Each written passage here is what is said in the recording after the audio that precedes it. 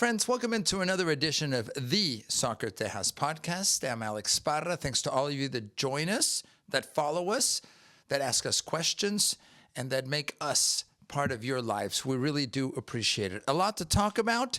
They tell us we tend to go long, so maybe it's time to get to it, meaning maybe less Alex Parra talking and more getting to, well, the two people that you see on screen right now and the topics at hand. Let's start with the center square. That's where I like to go first, with the one and only, without glasses today, Victor Araiza. Victor, good day, good morning, whatever it is. How are you? Good, Alex. Always a pleasure to be on here without glasses for a couple of weeks, but that doesn't stop us from seeing things clearly, and we'll get into some of that stuff. Obviously, Mr. Daylight here. If you watch us on YouTube or video on Spotify or any of those channels, and you can see that I'm always in the sunlight here. Well, I guess Laura's in the sunlight today. She is. She's at a stadium, and she is wearing glasses. You heard her name. Let's welcome the one and only Laura Gomez. Laura, how are you? Looking good. We'll talk about the shirt here shortly. But good day, good morning.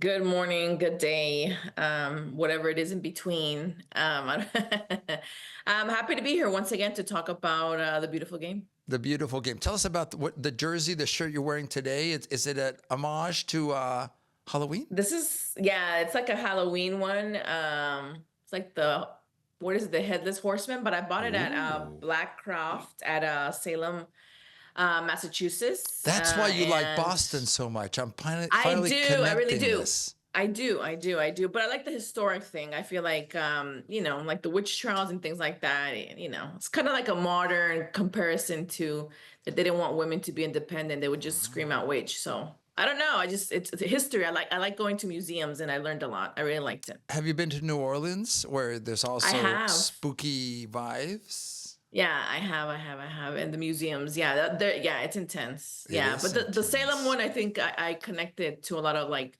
feminist issues that we're still, going through. And as long as they don't call me a witch and try to burn me at the stake, I don't know. It might happen. We don't know. We never know now. We live in the U.S., so I can't tell you. Maybe in another lifetime, maybe you feel a call back. Well, maybe. No, I think all my lifetimes I've been always in. All my lifetimes. All my lifetimes I've been in. A Latina, and I hope it continues that way. Well, we're certainly better to have you part of the ambiance today. So don't mess with me. Don't mess with the one and only Laura Gomez. Guys, let's start with some fun stuff. Remember we were talking during our last podcast about these little guys, the mascots for the World Cup, Maple, Zayu, and Clutch. FIFA is rolling out several updates, initiatives in the run-up to the 2026 World Cup. Victor, I was excited to see the mascots. We talked about that during our last podcast. The new soccer ball, also that'll be the official match ball, was rolled out. A lot of news, a lot of information, Victor, about the World Cup. But more importantly, people are now able to start thinking about, hey, how much money do I need to spend to be in those stadiums? Dynamic pricing is the phrase, the term that's being used. People had to be part of a lottery, right, in order to be able to have the opportunity to buy tickets. So far, what I'm hearing, and Victor, I'll start with you, is more negative than positive regarding tickets. Is that the vibe you're getting? And in a moment, we'll pull up a live website about a FIFA website that maybe gives us an insight into pricing. Victor, your take here on the World Cup tickets and the process and the cost involved. Yeah, well, I think it's been, like you said, the select few, or the lucky few, we should call it that have been able to get tickets, that have been able to get selected for the Visa pre-show draw. I know we just dropped a sponsor there. Maybe they can sponsor us, send us to the World Cup, since that might be what it takes. We're going to have to sell out to the man here. But it seems like it's been a complicated process for everybody to try to get a fair shot in line. I tried signing up. I think I was lucky enough to sign up early in the process, but I don't think that helped me out in anything, because I still haven't gotten an email A lot of people have, and I'm sure a lot of people, from what I'm listening, have shared all that information and have, helped friends and friends and friends um, buy tickets. Sure. I think Verizon's another sponsor, and through the app, they have some giveaways, but those things are also kind of hard to come by. So, and we still haven't gotten to the open sale. So by the time we get to the open sale, it may be like concerts where, if you weren't in the pre-sale, the fan pre-sale, you're out of luck. You're out of luck. Right, right. Laura, your initial reaction to ticket prices, and you actually have been able to follow the Infiltrate process. the system. Yeah, and you've Yeah. actually been able to live it, certainly more than I have. Well, what are your observations? My observations that this is a monopoly and only made for the very wealthy, and I'm upset, and it's ridiculous. Well, at least you're we- being honest with us. We appreciate Yeah, that. I mean, tell me what's really on your mind. I mean, we were lucky, quote unquote, lucky enough to like sign up, and my husband, got the email, whatever, saying, "Hey, you guys are selected to get some tickets." So we were like excited. We're like, "Okay, so what do we need to do to have the money that's there, blah blah blah, and get everything ready?" Because you can only get 4 tickets per game, right? So, anyways, point is that we went in there, tried to buy the Colombian yesterday. We tried yesterday on the day 6, and then if I'm not wrong, it was October 1st when they started like the first phase of it. So, anyways, we went in there, and obviously Colombia sold out, Mexico sold out. What upsets me is that there's a section that says reselling. So the US is allowing the resale. So whoever, if it's real humans or not humans, whoever bought these tickets prior to us getting to these tickets, buy whatever they want for, the minimum, I don't know, maybe 200 or 300, turn around and try to sell it for 1,000. So one of the tickets that we saw that I told Alex to buy us, but he refuses, is for the final that each one costs 60,000. Wait. And So, I'm like, so you- slow down. There's a lot of information. $60,000. Yeah, Alex, 60,000. That's not a lot for you. That's I don't know why US. you're whining. That's US dollars per ticket. Per ticket. Wow. Per ticket. I don't even know what to say about that. I was really upset because even if you want to buy like the tickets for Colombia, if you buy the package, you have to buy for the first stage.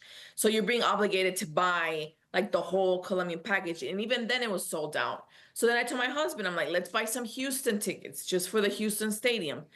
They were sold out as well. So and the amount that they're being resold for, like, it's ridiculous to me. And it's really sad that the US is allowing the resale. Because when we went to Russia, I don't recall Qatar, and I'm pretty sure they said no to resale, if I'm Sure. not mistaken, if I remember.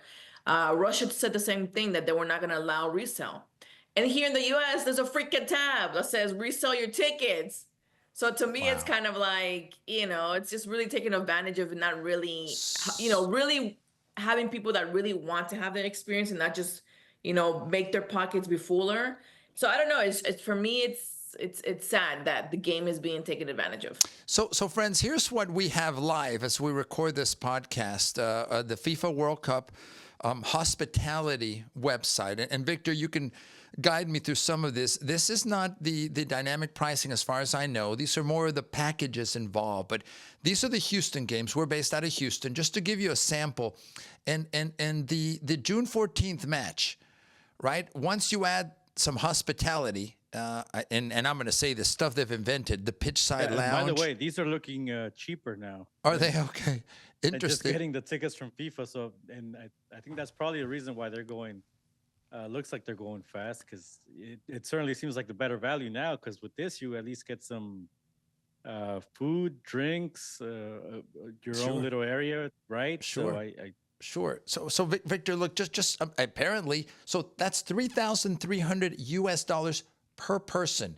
Family of 4, just multiply it. Yeah. You know what that means. Close to $15,000 for one match. Laura was mentioning resale, and I think some of those resales start at, depending on the team, $1,000 for nosebleeds. So that's why I say Exactly. in comparison. I mean, this seems like it might even be a better value, just because you'd be closer to the game. On top of that, you'd have some food and beverages covered. But It is better. yeah, I it's kind of think a free it, for it all. could. Yeah, I think it could be a good idea, but I think the minimum I want to say is 20 people or 15 people. That's I haven't looked into that, but we might, send us a message. Maybe we all want to pitch in and get into these VIP, and if we can stuff, 100 people in there, and might as well, whoever fits. so look, when we were discussing the World Cup a few months back, I stand by this right now. This tournament is going to be for rights holders and for VIPs. I don't think a average. Well, and it has been that to an extent as well, right? I think the last World Cup had some of that. Sure. But like Laura said, I think in previous editions, you couldn't do the resale. I think in the Mexico games, for example, from what I've read, you can only exchange tickets. You can't do resale because of the laws in the country. I'd have to double check, but certainly that's what's kind of going around with the U.S. Obviously, it's, we know the way it is for sports over here. It's kind of to the highest bidder. And Sure. For if you have anything, tickets- for even concerts.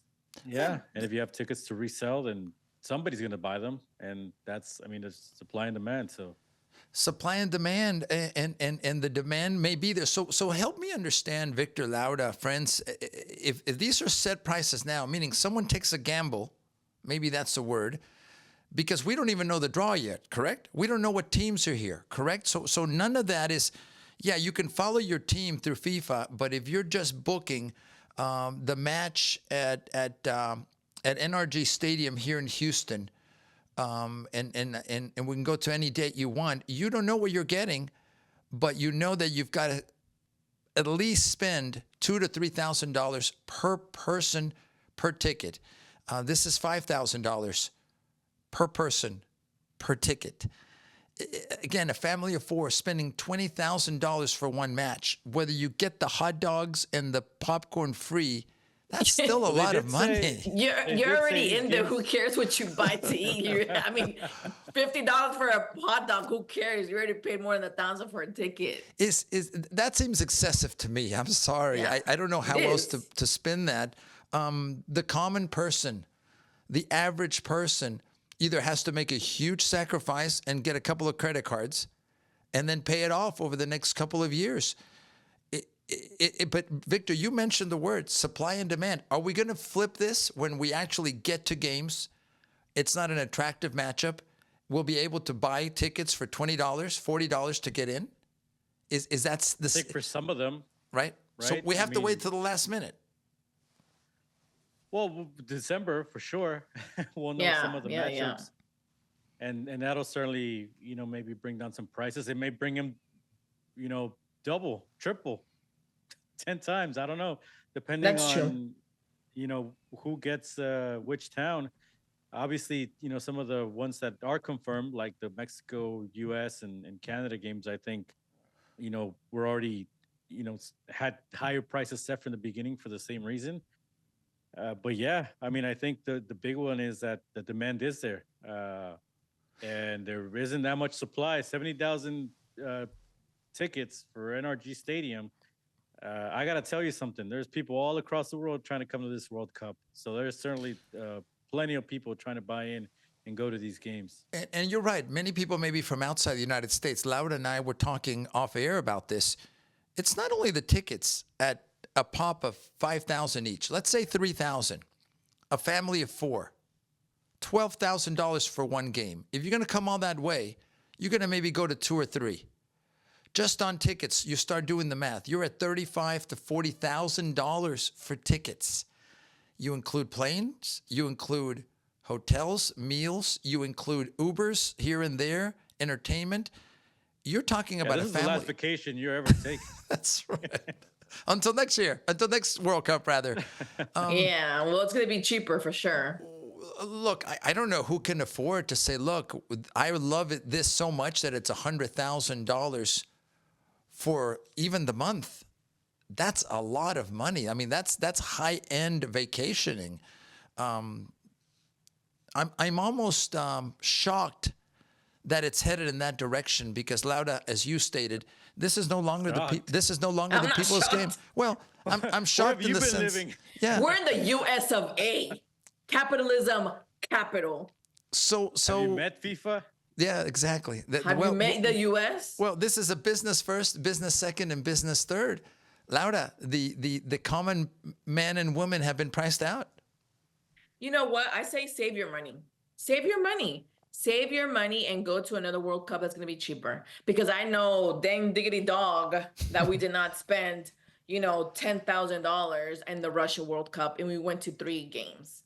And I'm going to give you a comparison. Let's say a flight from here to Houston, from here to Dallas, it's going to be probably $150, right? And when we were in Russia, or whenever we did Copa America in Brazil, Nah. it could be like $30, $20, and we're flying across the freaking country, across Russia, and it was $50. Right. Where across Brazil, $75, $30. Brazil's huge. So that for me is another thing. Just flights in itself is crazy. Ubers here are crazy. I'm in Katy, right? So from Katy to the airport is $80. Easy. Yeah, oh yeah, easy. Right? Easy. And even more, they know, obviously, it changes, right? So Dynamic if it's at pricing. night or a certain time, exactly. So from the airport, let's say in Brazil, from the hotel that we were at, we probably paid, $15, $20, and it was like an hour ride. The food is cheaper. The staying is cheaper. So in our countries, at least like Brazil and Colombia, and I want to say Mexico too, or even like Greece, like there's different like random. rooms are made for families, right? Their rooms are made for families, so you can stick up to 7 people in a room. Here the hotels are basically maybe for 4, or maybe maximum, or maybe 5. I'm not gonna say I slept on the sofa once, but I did, because we were trying to do make the money last. But that's what I'm saying, that this is gonna be, for me, I think, the most expensive World Cup so far, because of everything, because of food, because of Uber, and without a because of doubt. the with the airplanes and everything. It's ridiculous. So for me, save your money. And there's issue with visas, like in Colombia, they're saying it's going to take up 2 years for people to even get their visa. So the World Cup is going to be very much done by the time they get their visa. Laura, I don't disagree with anything you've said. The question, Victor, is it worth it? I guess it's like going to Taylor Swift concert. It's worth it because it's a priority to better. you. It's better than a Taylor Swift concert. Yeah, don't you dare compare it to Taylor. To each Depends their on own. who you ask. Depends on who you ask. I think for some people, this is the event of a lifetime. Sure.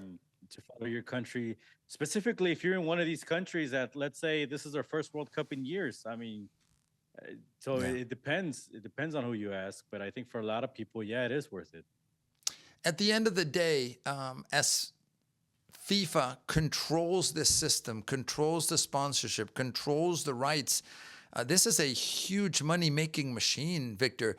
Laura, you, Victor, and I have talked about, and as we explore more the details of how the money flows, either from cities or stadiums to FIFA or vice versa, money allotted. It's a lot of numbers and logistical aspects to a World Cup. But this is a major undertaking, and it only gets bigger and bigger. Yeah, maybe I've been living under a rock and haven't. We are blessed, and I'll put it this way, because we in the press don't have to pay for tickets normally. And I'm not having to take my family to games. But this is something else. This goes beyond, I think, what most of us are used to. Let's talk about the press side real quick. Maybe the common man or person may not have the access. What about the media coverage? Is this also where the media allotment, Victor, Laura, as far as I know it, is limited to the big traditional outlets that dominate, and they're the ones that have the in with FIFA, which will give them the credentials? Is that's the way I see it?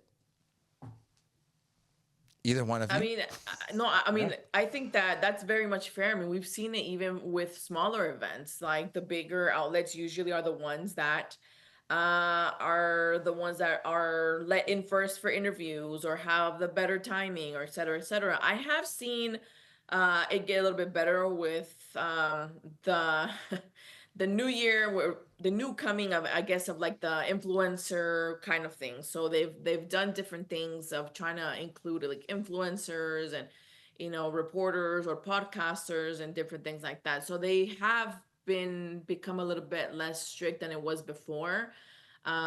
I will say that like when I applied for Copa the Copa America? America, Yeah. yeah, it was strict, but they really wanted to see that you were a reporter, and they're like, okay, so send us like what did you work on? Send us a link. What's the website? Things like that, because some people might want to get in for free, or are just gonna go there and watch the game and not do any coverage. And so I think it's fair for them to have set rules, but they do have to realize that not only the big ones are the ones that deserve or will give good coverage. Laura, that said, though, when you do get a media credential and you're limited to one or two, and you're limited to where you can be, and you're watching it off a monitor, and you're not able to broadcast in any way around the venue, to be honest with you, what can you do? Go buy $50 hot dogs. Maybe that is the only option.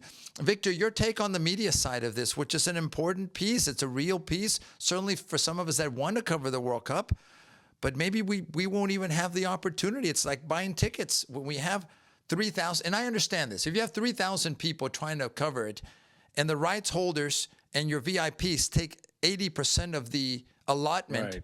you've got 20% that are down to maybe 30 people. Someone has to make a choice and a decision. Yeah, and I think just like there's demand for tickets, there's going to be plenty of news outlets that are going to try to cover this, and not just news. Like Laura said, digital outlets, influencers, all these, anything and everything. So there's going to be a lot of competition, and I think certainly the the outlets with the most viewers will certainly get the priority. Which I mean, in many, I mean, that's the way it works for credentials. But yeah, there's a lot of local outlets I think that might even miss out on covering some of this. And like you just mentioned, um, those who pay the rights, the broadcasters, are going to get the priority.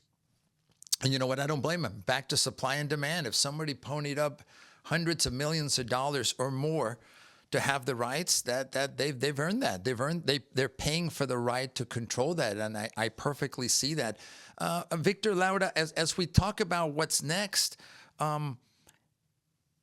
in this brave new world of capitalism, do you think there'll be empty stadiums regardless of the teams that are playing? Do you think some of the early round matches with now an expanded number of teams participating, Laura, do you think we might actually right now be talking about round of 16, quarterfinals, semifinals with very attractive teams? But do you think we might end up saying, "Wow, how come there's nobody at that stadium?" I mean, I think that for many people, for whatever reason that they can or won't travel for, a World Cup, or haven't been able to travel outside the US for a World Cup, I think that just being at a World Cup game is going to be sufficient, even if they can't make it, or if they're from a country that didn't make it to the World Cup and they love Sure. soccer. So I think that that might come into play, and not having these stadiums empty for a very unattractive game. So I think that there are going to be several games that aren't fully packed, but I think that, like I said, I think that there's people that are going to want to go to be able to live that experience of being at a World Cup, regardless of whoever's on the pitch. Victor, same question to you. There's plenty of demand, but maybe a few isolated matches won't have the kind of attendance that maybe we expect. I think it'll be few and far between, because as you look through the list, I mean, let's remember this is going to be the biggest World Cup we've had, and I think the biggest odds in terms of getting, biggest in terms of everything, of participating teams. teams. well, yeah, but certainly in teams, Right. participating teams, right? We got 48 teams in this edition. Correct. It's going up from the usual 32, which I think was kind of a perfect number. But but I think at least one of the teams will have a strong fan base, I believe. So I don't. I mean, I think, I don't know. In Iran, New Zealand might be, a rare matchup. I don't even know if we'll even get those. I think we'll get, if you get any of the South American teams, I think they have a strong following. That's not to even include the host, which obviously will be Should. at home, so they'll have a strong Should, following yeah. as well. There'll be a lot of German countries that have some good following. So, and I wouldn't even look past the Asian or African countries either. So I think there's going to be demand all around for all these games in some form or fashion. So I think it'll be few and far between or you'll get a matchup that's kind of, one of the lousier ones that would be a cheap ticket. So at the end of the day, Laura, what is our recommendation for people that want to go? Hang in there and wait to the last minute, and maybe you'll get a lucky break. I mean, my brother's trying to make me, go out there and start to like hustle people for their tickets. He's like, "Yeah, let's stand out there. We'll get tickets. We'll get tickets." And I'm like, "Oh my God, Christian, please." I mean, I think the only thing now that what we can do, the people that weren't able to buy the tickets for the countries that they want, is really wait for the next phase that they have and kind of beat everybody out and see if it doesn't crash. Because even when my husband was able to get in, like the system was so painstakingly slow. Right. I mean, it was ridiculous. And I'm like, what, what is going on? And I know a lot of people were trying to get in there, but as much as they charge, I expect these things to be swift and fast. But that's just my opinion. But I think that if you really have your heart set on going to this World Cup, then you're gonna have to find 3 or 4 jobs because it is gonna be a very expensive one. And for resale, I'm already seeing the prices astronomical. So just imagine people that if it's a very attractive final, just imagine the prices for it. I mean, the price is already high, and we don't even know who the people are even close to being at the final. That's incredible. So, Yeah. I mean, I think now at this point, it's a personal choice of really saying, "Hey, can I afford this? And if I can, you only live once. You want to do it, and do whatever you need to do, or you want to wait until the next World Cup and honestly see if your team makes it. Because like with Colombia, you never know because they're, Victor, let me hit you with a slightly different last question, which is this an investment? And what I mean by this, I literally thought, well, okay, do we get a second mortgage out on the house? But if I've secured these tickets, if I don't go, I can resell them for more money. I mean, it is an investment, isn't it? For some people, again, if you're lucky enough to be early in the process and be able to get some of these tickets, then yeah, snap them a up. lot of people Pay. are doing it Yeah. for that exact reason. But I think again, if you're really trying to go, I think if you live in one of the 3 host countries, well, maybe not Mexico because if it's just exchanged, then maybe it won't work there. But I think here in the United States, you might have to play it like a concert. Just kind of wait till the last minute and hope prices go down, and that would be your best bet if everything's just astronomically high. That might be the only other way to get into some of these. But again, if it's something you really want, people are going to find a way to get in. I think to find a way to try to buy their way in. Because for some people, it is a once-in-a-lifetime experience. The 2026 World Cup coming to North America. Friends, what do you think? Send us your comments or comment here via our YouTube channel. Are you willing and ready to pay whatever it takes, apparently, to live it live in the stadiums? We want to hear from you. And, of course, we'll be asking questions throughout this process of not only organizers, but also of fans like yourselves. And what does this mean for the love of our sport? But let's switch gears here and let's talk a little bit about the MLS, and in particular, why don't we start with the Houston Dynamo? And Victor, the Dynamo mathematically still trying to get into the playoffs as they went into Shell Energy Stadium to take on San Diego, as we roll some of the highlights. And it was not the game that Houston expected. Officially a sellout, Victor, correct? That's what was announced, but I was there. It was not full. So, I mean, maybe they sold all the tickets and good for them, but it looked like any other game. Anyways, I don't want to get into that. Well, that's obviously the reality. Yeah. Yeah, we can, we got plenty to work on here with just the competitive side. Jack McGlynn was out. That was obviously kind of maybe like the final nail in the coffin in the playoff hopes, but Houston was obviously going to try and go out there and try to get a victory, because that's really the only result that could have helped them. FC Dallas won earlier in the day, so that forced Houston to get 3 points or they were out. And they got the lead here. They did, yeah, early lead.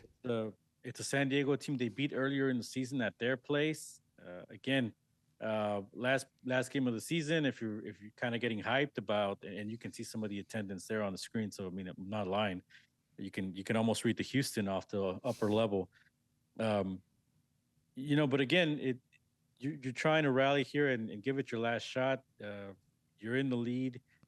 You're in your home turf, and I just think at the end, San Diego was too good of a team for them. They didn't do enough to, what we always said. You didn't score enough goals to see out the game, and you know, I always thought they weren't going to make it, or at least from a few months here, because there's certain results that I didn't think were going to play in their favor, and I don't know if they were going to have enough gas in the tank.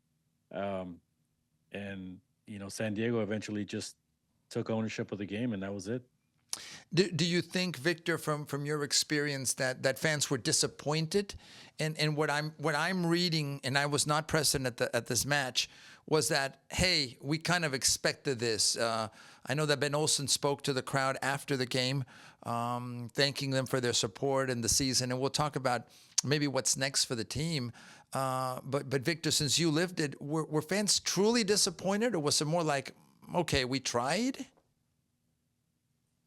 Yeah, obviously fans are disappointed. They wanted to see their team get to the playoffs. I think every fan tries to be optimistic that their team's going to find a way to get the result. You're gonna, you're gonna crawl. But what I'm asking, Victor, forgive me. You have to do. But was the energy there? Was the energy like I talked to a few other people that were at the match, and it wasn't like, yes, the energy was poised for success. It was more of, we're all here, we're all gathered. I think we know where this is headed. Almost defeated before it started. I wasn't there. Well, That's what I'm asking. When you have some of these moments, right, when San Diego ties the game, I think that's when you get some of that deja vu throughout the season. To be honest, though, I think, and then you get another goal like this, and now this is kind of, it just deflates everything, right? Match. Yeah. But the thing that I was sort of more disappointed with as we look here, game tied, and you think, all right, maybe they finally going to be able to, again, I think this is where people were hopeful, right? You're going to find a way to get another goal, and you're going to find a way to get back in this, and at least see this result out, and at least stay alive, right? I think that's what fans are hopeful for. But throughout some of this, I did hear, and this is the culture that the Dynamo have festered.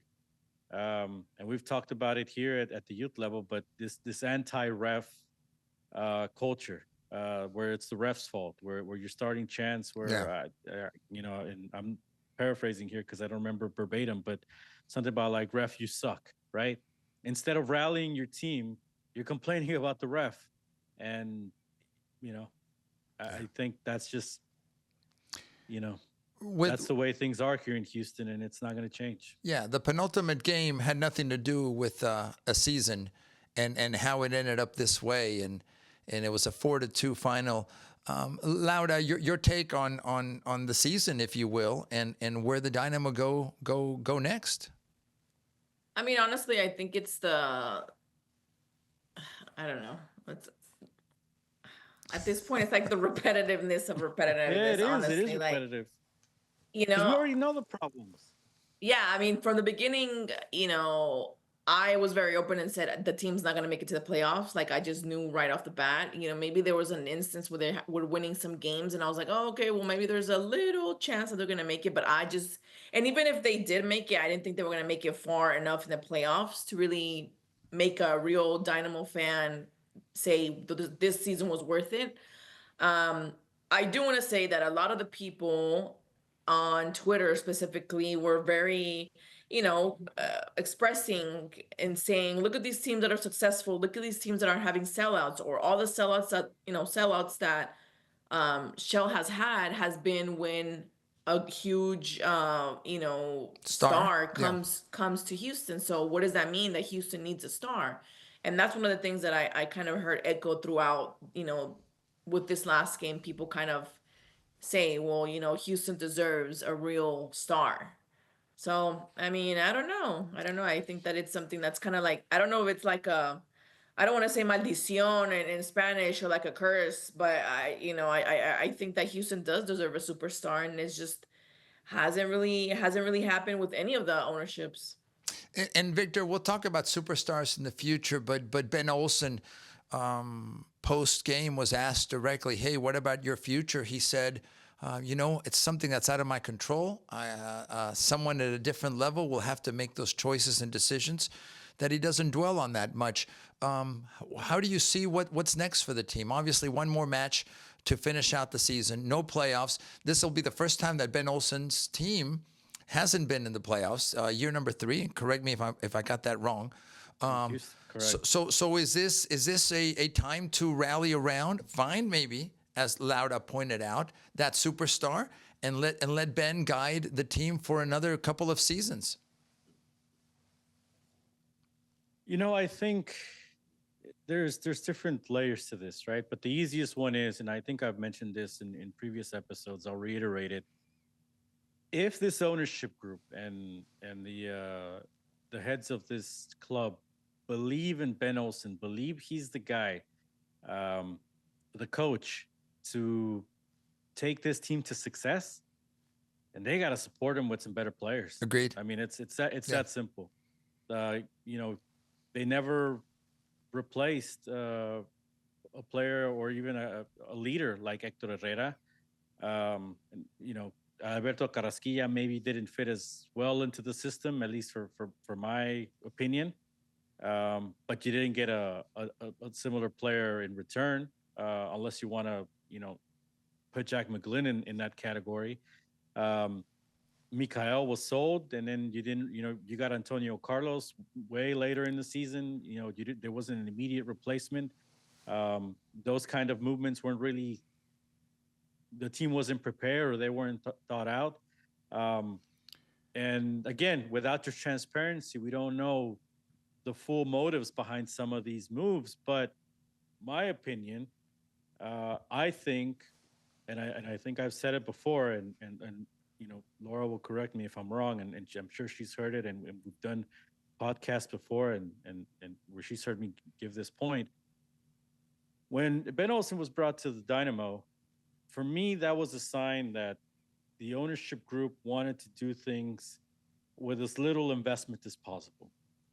Even Hector Herrera was a free transfer. It's not like the team shelled out, millions in a transfer fee to get him and then still pay his salary like we've seen around other teams in MLS.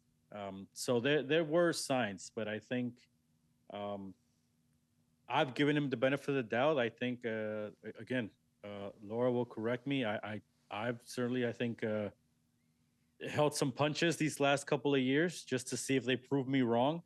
But ultimately, I think we were always heading in this direction. And look, first chance they got to get rid of Hector Herrera, they got rid of him. And I think part of that was the investment in him. They probably didn't think, I didn't agree, but they probably didn't think $5 million a year in a salary or whatever they were paying him, $4 million was enough.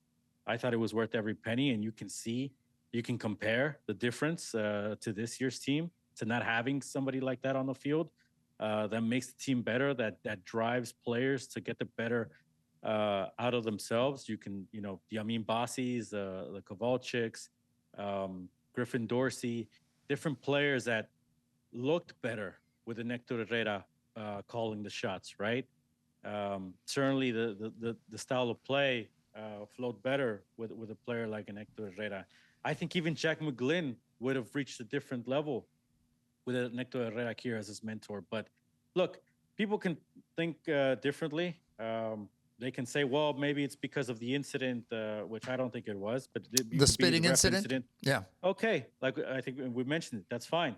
You never replaced him with a similar caliber player.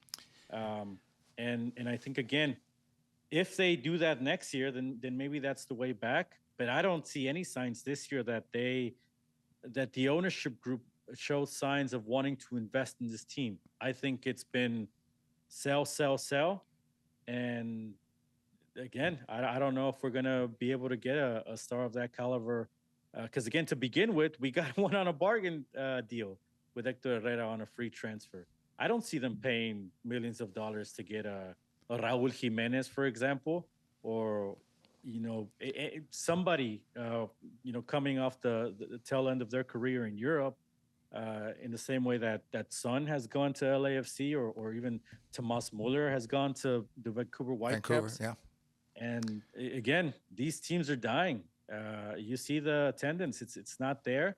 It moves up when there's a Mexican superstar like an Ibring Lozano coming in, Chucky. or when there's a Mexican team like Tigres coming in, or when Messi was gonna maybe come to town. Yeah. But if it's not those games, you're not getting people to the stadium. Clearly, I think, Victor, what the team needs is more than just a star. I think it's part of Laura what you were talking about, the lack of name recognition of players. There are soccer fans in Houston who ask me, "Who's that guy? Who's playing? Who's their forward?" There's not one name that stands out as a superstar in Houston. Jack McGlynn may be as close, and that's for U.S. Fans. But other fans that in our very diverse city can't point to one. Laura, is the fix keep Ben Olsen, help him, supply him with talent, and give him time? And maybe that's the prescription. I will add one more thing, though, Victor and Laura. I think with this World Cup year, maybe the play is the following. Build the team as best you can. Post-World Cup, try to sign one of those second-level, third-level stars that maybe comes out of the World Cup performing well, and that gives you a boost? Question mark? Laura, I'll go with you. I mean, I think it's a smart way. I was thinking that too. I'm like, they're gonna have like front row seats to see these players that are gonna be in the World Cup. From whatever countries make it here to Houston. But I think it's going to take a long time. So I think the actions need to be already, taking place. I think that the mentality of trying to do better of this season has to be taking place already. And I've mentioned this again and again and again. I understand that they want a team maybe of like a worker team or worker bee team that, get players that nobody knows about and kind of recreate what the Dynamo was a million years ago. But it just hasn't worked out. It just has not worked out. And then you competing with names like, Chiculizano or Messi and, like the other ones. It's really hard to compete for fans, especially for this kind of generation of fans that have easy access to all these games in their fingertips, right? So why are they going to choose the MLS instead of choosing another team? And they haven't done either or. They haven't gone, let's make everybody love the homegrown player. Or let's make everybody love, the guy that they brought from, Honduras, or the guy that nobody knows that they brought from Mexico or Colombia. Let's make everybody love them. Let's create those kind of connections with the community. They haven't done that. And they haven't done the superstar either.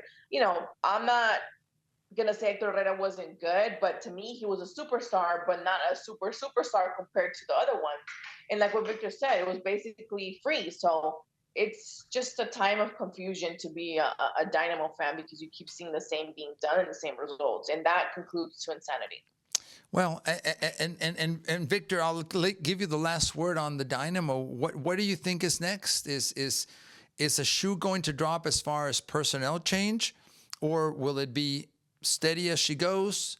Let's see what the offseason brings. Do you expect an announcement here before the end of October on something major? Or do you think ownership says, you know what, let's keep going. It's not the end of the world. There's no relegation. We keep going. Yeah, I think the second. I think this team keeps going the way it's.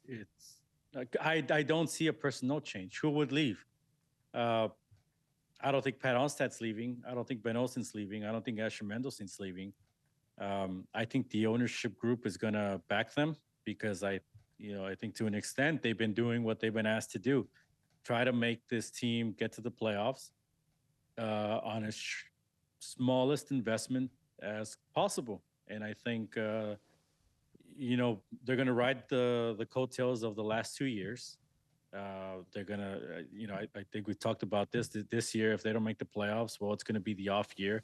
If they did make the playoffs, we would have, never heard the end of it. About everything was going as planned always. I wouldn't see a difference in the type of signings that they make. I expect the same that they've been doing. Loan some players from South America or Europe on the lower end price range. Yeah. And kind of business as usual. When I think and again, maybe they'll prove me wrong. I hope they prove me wrong. I mean, I for as much as I criticize them. I do hope they prove me wrong, but I don't see them. I don't see them bringing a big star. Once we have the draw results in December, I don't see them picking out one of those countries that are coming to Houston and saying, hey, let's get a superstar from that country that we can afford, that we can ride into the World Cup and through the World Cup. I don't think that's the way they want to operate. And, again, that's the sad part of it is, again, we've seen the decay of this club. We don't see enough going upwards compared to the So the Victor, other way. is that the word, decay? I mean, there's different ways to present this. It's been 2 successful years of playoffs. I'm showing the standings now because Houston was knocking at the door, not the worst team in the Western Conference in the MLS. Is the argument the opposite? No, I think it's a deceiving playoff system. Yeah. That this is what it's meant to do. Give a team as long as possible. Usually about this stage, a game before, the last week of the season. That's about as much as you can ride it if you're an awful team, and that's where they ended up. And this is intentional from the MLS to keep everyone's attention as long as possible, right? Yeah, and you still have again some teams that are still going to clinch a spot in. You still have that playing game. Again, 9 teams get in from each conference. But again, like Laura said, we didn't really expect them to do much, even if they did got in. And that to me is the big deal with this, right? I mean, because it's one thing where you mentioned your goal is to make the playoffs. Is that the only goal? When is this club going to get to the expectation of being amongst the top 4, challenging for the MLS Cup?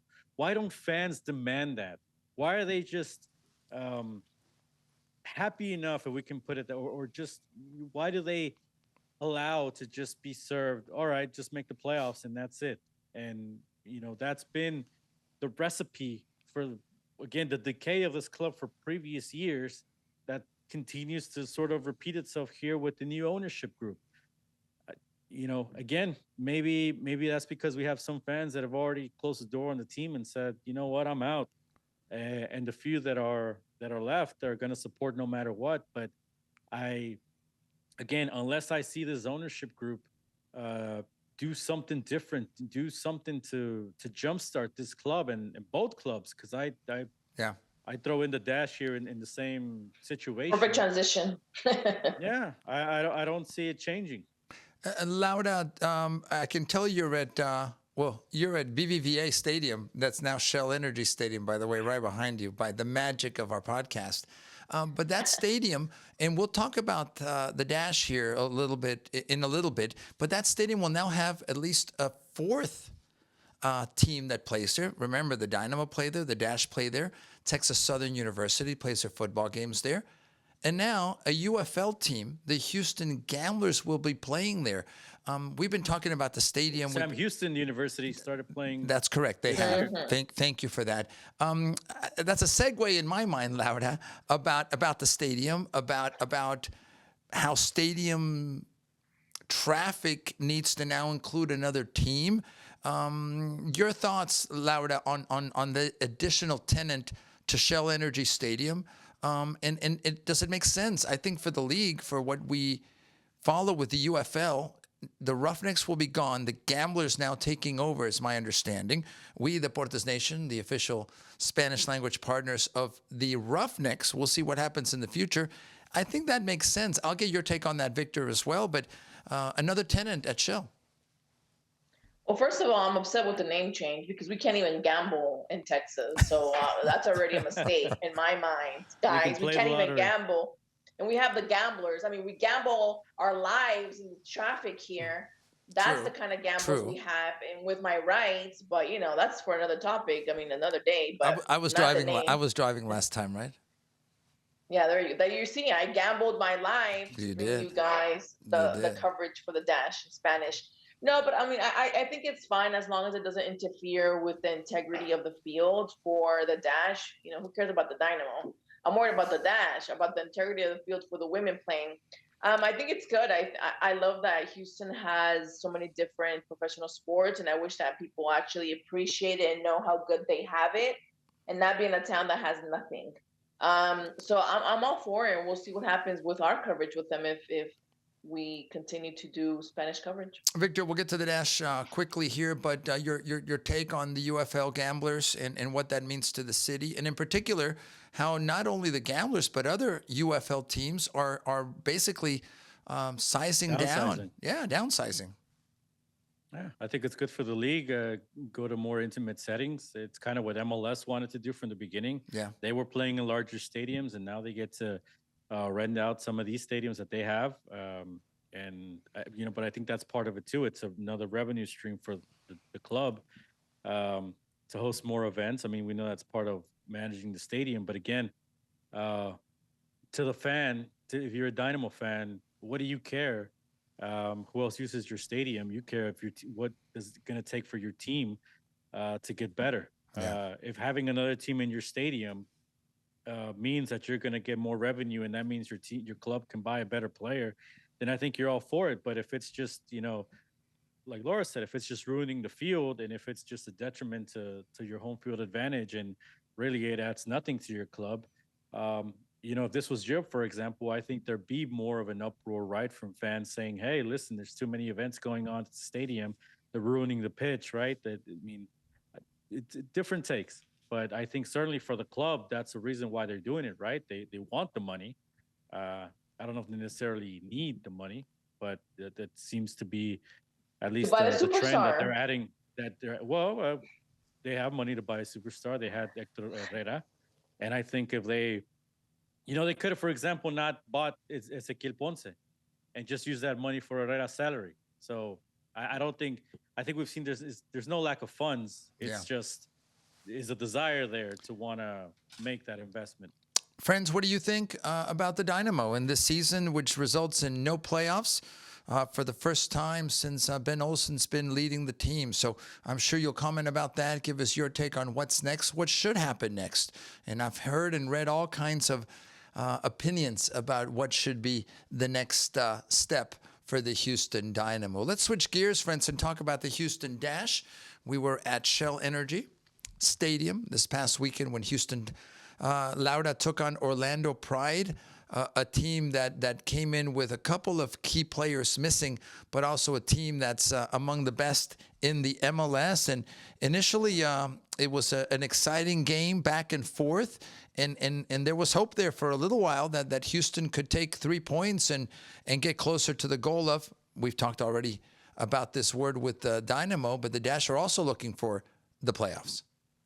Yeah, I mean, I think, like I mentioned, I think in the broadcast, there's, games that you tie that have kind of like that taste of winning, and there's those tied games that have more of a taste of losing. I think that this one was a losing kind of taste for the Dash. It kind of left a bittersweet, I would say, taste in the team, because knowing that they were so close, they touched the 3 points, and it's just they weren't able to hold on to it, and it just happened in a heartbreaking way. And it's just, going from 3 points to 1 at this point where they're at in the standings, each point is a must. They're still mathematically there, but now they really do depend on other teams to be able to make it. Right, like we're showing right now, the Dash has 27 points, and North Carolina, Courage, 28, and then San Diego 31. So the points between being in the playoffs and not being in the playoffs are very, very, very slim. And anything can happen at this point for the Dash, but it does get a little bit more complicated with the upcoming teams that they're going to face. Victor, your take on the match itself. You were there with us, and there was hope. Not the best goal in the world scored by the Dynamo, but they just couldn't. By the Dash, they just couldn't hang in there to take the 3 points. Yeah, I think it's just a bitter taste because they needed the victory. Again, to get more of a control of their playoff destiny. Now, maybe those surprises. In their games on the road, they go to Angel City, they'll go to Portland at the end of their campaign, and in between they got another home game, but it's against Kansas City, and even if they bring a bit of a alternate squad, I still think it's a difficult game. these are some results that you have to win. You have to score more goals.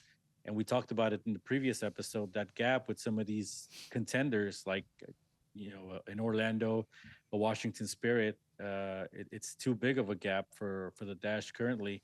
Does that go on the general manager for lack of more important signings, or a lack of a star? Does that go on the ownership group for not getting a bona fide player for the team?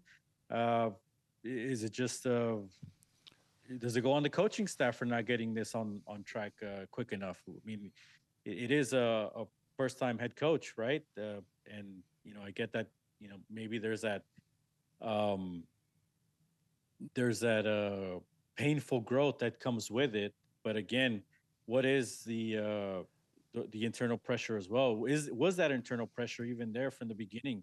Uh, that demand to have to make the playoffs, or was the club okay with foregoing the playoffs this year, to bet it on Gautrat as the head coach? I mean, I think these are all questions that we'd like more answers to, but certainly when it comes to the playoffs, it is a murky picture, and it doesn't seem like the Dash are going to get in.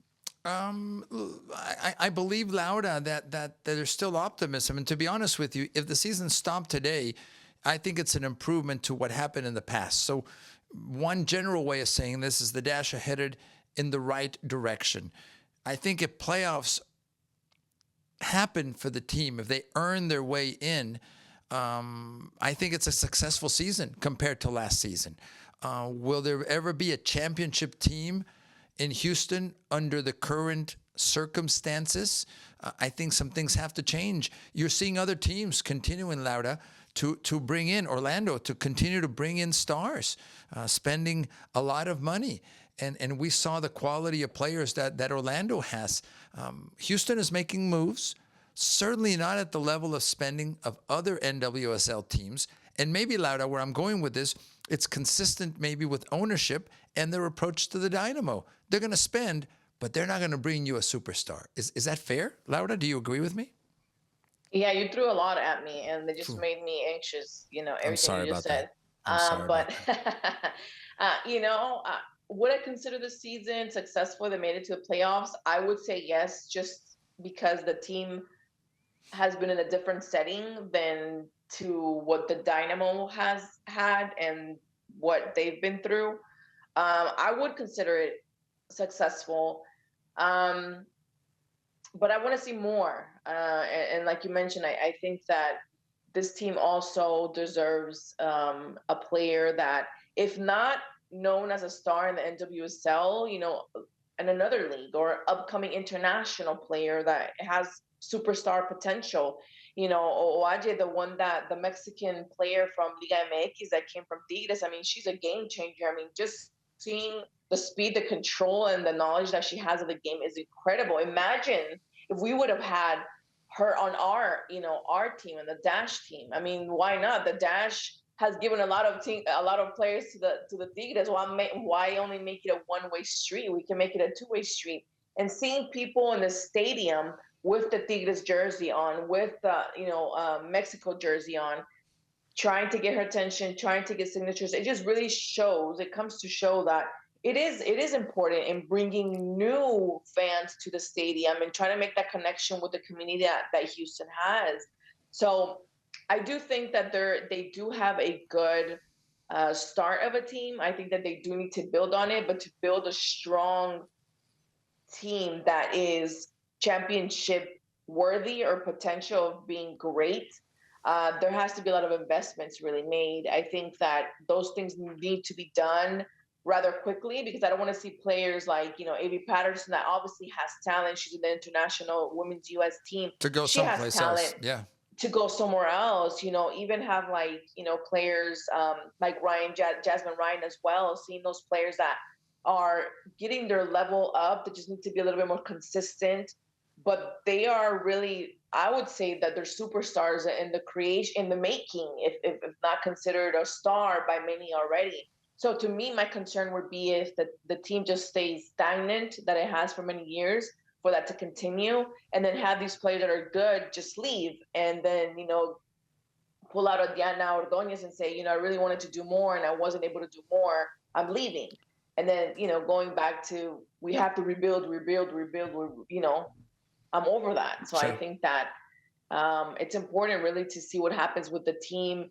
Not only what's going to happen with the roster, but also if the team gets sold, and hopefully not sold away from Houston. I Oh mean, it's yeah, something there's that that we've hopefully. asked. I mean, there's that other little thing looming in the back of my Yeah, mind. yeah.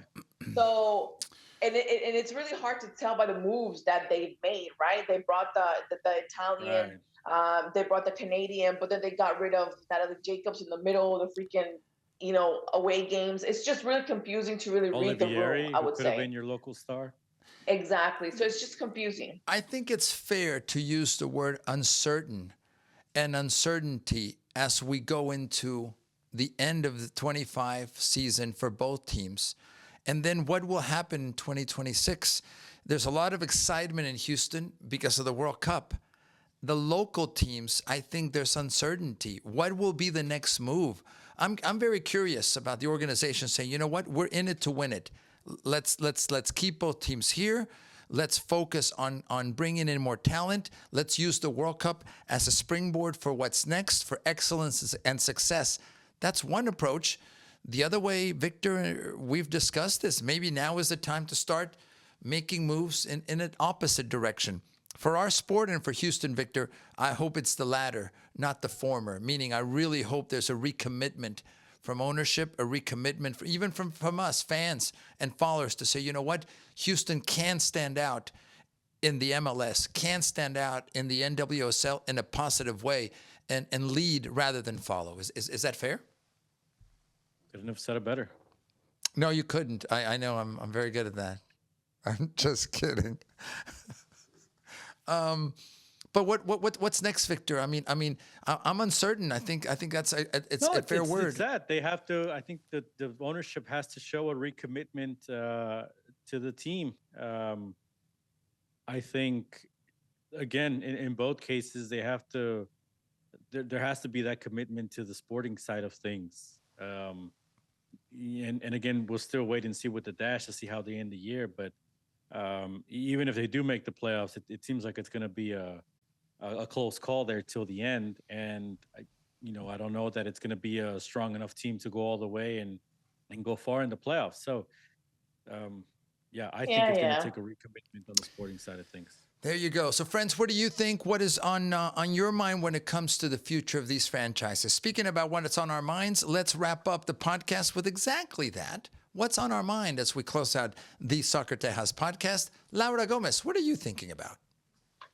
I'm really, it's been a heavy couple of days, I know, for a lot of us, especially in the Latino or immigrant community. And I think that we have to find joy where we can. That's also a form of resistance, if you want to call it that. So my safe place is really, sports and women's sports. And I'm really happy that there's a women's FIFA championship cup that starts actually this week. It's the first time ever FIFA Women's Champion Cup, and it starts right now in October. So I'll be really looking forward to seeing international level of women's soccer. This is a championship to really watch. So there you go, Laura, focusing on on women's soccer, women's sports in general. So we know she's consistent about that. Victor Araiza, what's on your mind as we close out the podcast?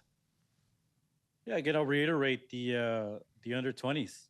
Brooklyn Reigns with the United States, so we'll face Italy in the round of 16 on Thursday, and then we'll see if they advance on the next round. But and there's certainly, here locally or on this side of the world here, right, in CONCACAF with Mexico, a lot of buzz around Gilberto Mora. But we got Brooklyn Reigns, right? Maybe not hearing enough about him being in this tournament locally. What's going to happen to him? Is he even going to return next year? Yeah. In my opinion, I think, again, if the Dynamo are going to be a selling club, I mean, this right here seems to be the opportunity to sell him, because I don't think he's going to go to Europe, off a good MLS season. I think it's going to have to be a tournament like this. And, we'll see. We'll see if he's here for the long haul, but I don't get the sense of that. But for me, that's a story to follow, and certainly the U.S., how far they can get. As well as Mexico in the lead up here to the next World Cup. the U20 Men's World Cup going on. So, friends, as we wrap up and we share what's on our mind, quickly, I'll talk about what's on my mind. The Red River rivalry, what does that mean? Texas versus Oklahoma in college football at the Cotton Bowl. But I'm more focused not on what's coming up this weekend. It's an amazing competition. I've been blessed to be there and call OU Texas games, and it's something unique. The Cotton Bowl, by the way, was the site of the World Cup back in '94 when the USA hosted, one of the sites. But coming up on October 18th, we're going to have what's called the State Fair of Texas Clásico. That's going to be the Dallas Trinity taking on Club America from Mexico. I like the way this is being put together. I like the way that post the Red River rivalry, the Cotton Bowl will now start a new tradition with this Texas Clásico. Yes, the Dallas Trinity, professional team, first division playing in the Dallas area, taking on America. So the venue is historic. The venue has tradition when it comes not only to soccer, but to sports. And now a new competition, Trinity taking on America. So follow, be a part of it if you can. Go to Dallas and take in this new Clásico. So that's what's on my mind as we wrap up. Victor, Laura, you guys are amazing. Thank you for your contribution, not only to this podcast, but everything and other projects that we have going on with Soccer Tejas and with Deportes Nation. So friends, on behalf of our production staff, on behalf of Laura Gomez, on behalf of Victor Araiza, I'm Alex Parra. Take care until next time when we meet here. This is what we call the Soccer Tejas Podcast.